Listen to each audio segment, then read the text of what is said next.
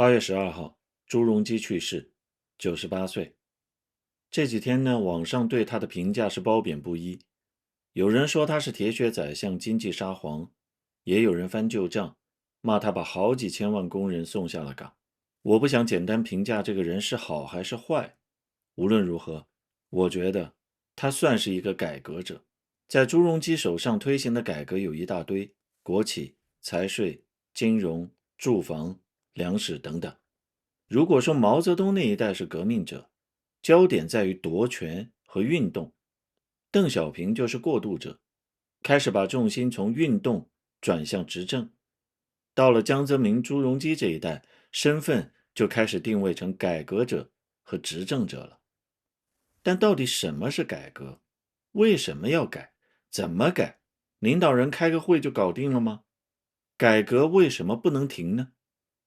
今天呢，我们不从理论上去解释这些问题，而是跟大家一起重返一段朱镕基的改革现场，咱们一起来感受感受。听完这段往事，对那些问题，大家心里头自然会有答案。大部分人都知道，1993年开始的分税制改革是一次大动作，但很少有人知道，在这次中央和地方的博弈当中，朱镕基曾经血战广东。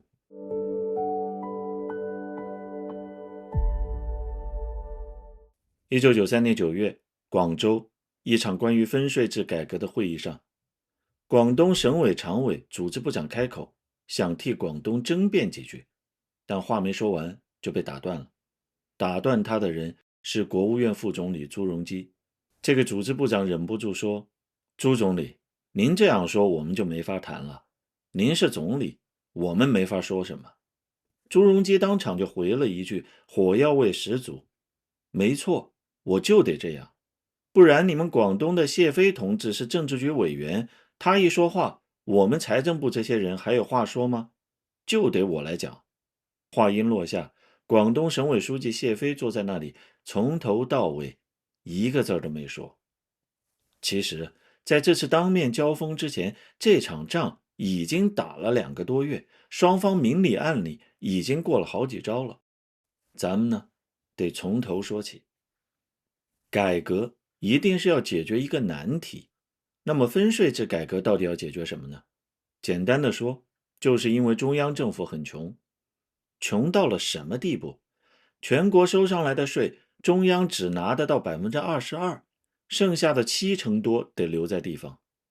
中央财政自己不够花，反过来还得向地方借钱周转。王炳乾当财政部长的时候就开玩笑说，他只剩下背心裤衩了。1992年，刘仲藜上任后，把国库的报表拿给朱镕基看，朱镕基只说了一句：你这个财政部长真是囊中羞涩啊。为了渡过难关，刘仲藜向分管银行的朱镕基借钱。朱镕基问：你借钱什么时候能还上？最后还是没有答应。朱镕基自己跟广东血战的时候讲得更直白，中央财政困难已经到了难以为继的地步。因此，中央要改规矩，以后收上来的钱大头归中央，小头留地方，得倒转过来。改完以后，中央财政收入能从原来的22%达到55%，区别就有这么大。这套新规矩就叫分税制。但是这么大的动静，他瞒是瞒不住的。方案还没正式公布呢，消息就先走漏了，地方上马上就不乐意了。这也好理解，过去10几年各地实行的是财政包干制，五花八门。说简单一点，就是先跟中央定好怎么交钱，交够了中央的份子，地方多收就能多留。这样呢，地方上就有充足的动力去招商引资、扶持企业、扩大税源。如果分税制改了，税收的越多，中央拿走的也越多，那地方上干活的积极性就会下降。因此，地方上的第一反应是，我们这些年攒下的家底儿是不是要被收走了？广东的反应最快，直接给中央写信，要求继续财政包干。为什么？以1988年为例，广东当年的财政收入是108亿，按包干制只需要上缴中央14亿，剩下的大头就在自己兜里了。虽然此后每一年都要在14亿的基础上递增9%，但在第二年，广东的财政收入就增加了27%，多给中央交的那点钱根本就是洒洒水。一旦搞了分税制改革，情况就大不一样了。于是，广东的省委书记谢飞和省长朱森林直接堵上门，找到朱镕基谈了2个多小时。他们问，广东的特殊政策还要不要实行？如果包干制取消，我们还要不要在20年内赶上4小龙？他们还直接撂了话，如果按财政会议提的办法，广东就什么大事儿也不能干了。富裕的省份意见大，中西部的穷省也有意见。比如云南和贵州，他们的财政长期靠烟和酒撑着。按分税制的设计，烟酒这一块以后多收的钱一分不留，全归中央。这些省是明摆着吃亏的。1993年9月，江泽民主持的另一场地方座谈会上，贵州省的代表当场就站出来反对分税制。有的省长私下说的更难听，以后我们要到朱镕基那里领工资了。虽然主持改革的朱镕基是中央常委、国务院副总理，但很多省的背后还有老领导的势力，盘根错节，他也做不到令行禁止。朱镕基意识到一纸文件是压不住地方反弹的，得自己下去，一家一家谈。从9月9号开始，一直到11月21号，总共74天，跑了17个省市自治区，朱镕基自己带的队。上飞机前，他给随行的人立了一套规矩：不许摆架子，不许放过任何一个细节，不许旅游，不住好房子，不准收礼，一个包一把扇子都不许拿。第一站去了海南，为什么？海南的收入本来就不多，这次改革对他的影响有限，拿他热热身。果然，在海南2天就谈完了，气氛相当轻松。但紧接着就是一场最硬的仗。向怀成当时还是财政部副部长，他回忆说，海南就是练兵，真正的血战在广东。广东是全国最重要的财政大省之一，改革开放以后跑得最快，因此分税制一改，他的蛋糕被切走的更多。更关键的是，全国都在观望，看广东跟中央怎么博弈。如果广东不松口，别的省有样学样，这场改革就彻底推不动了。因此朱镕基心里也很清楚，拿不下广东，满盘皆输。9月13号，广州珠岛宾馆，朱镕基带着60多位部委干部来到这里，广东的省委省政府5套班子也全部到场。从这天起，双方连着交锋了3天。前面我们说的那个火爆的场面就发生在这期间。朱镕基开门见山要推改革，广东的态度也很明确，不同意。当天的会开完，广东提了4条要求。第一条，返还的钱按1993年的收入基数来算，不按1992年来算。第二条是希望广东的增值税分成比例跟全国不一样。第三条是希望以后返还增长率也按广东自己的情况来算。第4条，往后中央搞重点建设，广东要一视同仁。这第4条好办，朱镕基当场就答应了，不仅一视同仁，还可以多加照顾。他还开了句玩笑说，有人说这是空头支票，但总不能让我当场签字画押吧。至于第2条、第3条也好办，朱镕基当场就回绝了，比例全国统一，不搞特殊待遇，这个没得谈。结果第1条成了难题，到底按哪一年算，朱镕基没有当场表态，而这一条才是广东真正想要的东西。而这笔账呢，朱镕基自己心里也没有底。当天晚饭前，朱镕基把财政部长和地方司司长叫到自己房间，手里拿着广东报上来的2张表，按广东算的结果，往后10年中央能从广东多拿走1000多个亿。但如果广东就此撂了挑子，那就得不偿失了。这中间有一个平衡的问题。朱镕基脸色暗沉，在房间里来回踱步。他说了一句很着急的话，看来分税制是搞不下去了，将来从地方拿这么多钱，如果广东因此垮了，追不上四小龙，这就成了我们的罪状。地方司司长在旁边说，广东这笔账算法本身有问题，误差很大。那天晚上，从北京来的人全部在珠岛宾馆连夜重算，两种算法各推10年，一直算到凌晨。第二天早上开会之前，数字出来了，没有多拿1000多亿，只有300多个亿。而且新办法之下，蛋糕会做大，广东以后拿到的绝对数只会比原来更多。朱镕基这才放下心，脸上有了点笑意。他决定接受广东的要求，按1993年的基数算账。可对于这一点，自己人先不干了。当时的财政部长刘仲藜和副部长向怀成都表示反对，理由嘛，很简单，用以前的年份来定基数，这个数字是确定的，谁也做不了假。但是要用1993年来算，现在才9月中，后面还有好几个月呢，谁都清楚，地方上有的是办法突击把基数做大。朱镕基没听，他的想法是推动改革的目标先完成再说。他还开了句玩笑敲打说，老向，你们财政部就是以基数治天下吗？你这些东西我耳朵里的茧子都听出来了。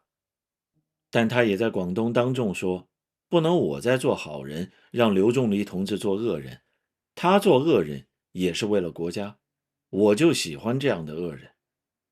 向怀成后来回忆起这段，说了一句实在话，他说，我这个人不谦虚，但我还是佩服朱镕基，他是有政治魄力的人。9月14号下午，朱镕基正式表态，广东的4条意见，同意2条，否决2条。会上的气氛很紧张，广东省的书记谢飞始终没有开口。谢飞1992年那一届进了中央政治局，这不是他个人官运好，而是从他这一任开始，广东的省委书记由政治局委员兼任，成了惯例，延续到今天。也就是说，在行政上，广东只是全国的省份之一，但在党内的位置上，广东的书记又是政治局委员，跟财政部长的地位是不对等的。这就是朱镕基必须亲自出马的真正原因，不是因为他更懂经济，而是因为在那间会议室里，北京派来的队伍当中，只有他的位置能和谢飞对上话。同一场会上，朱镕基用了一句话，把这套新规矩的底子给讲透了。他直说，总收入、总支出是你们的隐私，我不想过问，我只管中央拿多少，最后给你们返还多少。到9月15号，广东方面又尝试挣扎了一次，能不能干脆别取消包干制？朱镕基没有再退让，直接怼了回去。广东要不要继续包干？我没有被授权在这里讨论，要是讨论这个，那我可以回去了。广东也不好继续逼问。到了月底29号，另一场会议上，江泽民正式宣布，按照1993年的地方财政收入作为基数来算，最终拍了板。到了这一步，广东得到的好处是按照1993年算账，减免税，还给了3年的过渡期。朱镕基事后评价广东的谈判对手，用了8个字：寸权不让，寸利必争。表面上看，这是一场势均力敌的仗，广东守住了自己能守住的东西。但是，这场血战还没有真正结束。你以为朱镕基没有想过怎么防止地方上在剩下的几个月里突击收税吗？朱镕基在广东谈判的时候，就跟北京的团队说，即使决定改用1993年，也不会马上宣布，要拖到12月，到那个时候，他们再做手脚也来不及了。但这一手没防住。1993年最后几个月，全国地方财政收入一个月比一个月涨得离谱，最高的月份同比涨了1倍还多。有的地方干部亲自上门催收多年的旧账，甚至让企业去找银行借钱，先把税交上去再说，因为这一年的财税数字会变成往后好多年的计算起点。朱镕基不得不下令在年底前查账，试图挤干水分。可结果却并不理想，查云南只查出6500万不实，查江苏只查出来2个多亿。更尴尬的是，工作组去浙江，不但没查出虚报，反倒还发现绍兴有5个亿的税没收上来。当时浙江财政厅长解释，名义上税率高，实际征收率低，只要认真去征税，长得超长一点不奇怪。这到底算不算造假？中央和地方的说法一直就没有对上过。但比这场数字游戏隐藏更深的是另一样东西。规矩定的是1993年中央从你这儿多收了多少钱，先全额返还给你，把这笔数记成一个基数，以后每年从这个基数往上，税收每涨 10%， 返还只涨 3%。 最开始这个涨幅的差距还看不出来，但越往后它越明显。有人按照这个模型简单测算过，一个省如果每年保持 20% 的增长，中央的返还占它总税收的比重，第1年还是 88%，10年后就只剩下了 29%。 换句话说，越能干跑得越快的省，亏就吃得越多。财政部内部后来给这个效果起了一个名字，叫鞭打快牛。牛跑得越快，鞭子抽得越狠。说到这儿，很容易让人以为这是中央在下一盘大棋，故意给地方设的套。其实不是，这条规矩他从头到尾就写在方案里，朱镕基自己就跟广东当面宣讲过。规则是公开的，广东方面都在场，也听到了，只不过他们当时的焦点是眼前的那个数字，不是10年后的数字。刘仲藜回忆说，各省财政厅长后来都夸财政部的这个设计高明，其实都摆在桌面上，只是没有人注意罢了。刘仲藜说，这是阳谋，不是阴谋。照说这场仗打完了，地方上争到了短期利益，但中央得到了长期利益，改革的目标实现了，又是双赢的格局，不是很完美吗？后来呢，朱镕基对财政部的同志说了一段很温情的话，跟他在广东谈判的时候截然不同。他说，财政部的同志们忙着算账谈话，不分昼夜，在这个中间我没少发脾气，我至今还感到内疚。后来我跟财政部的同志做检讨，我说，你们这么辛苦，我还发脾气，对不起你们。他们说，这次改革是有伟大历史意义的，跟着您一起南征北战，尽管挨点批评，但我们的心情非常愉快。我听了以后，眼泪都要掉下来。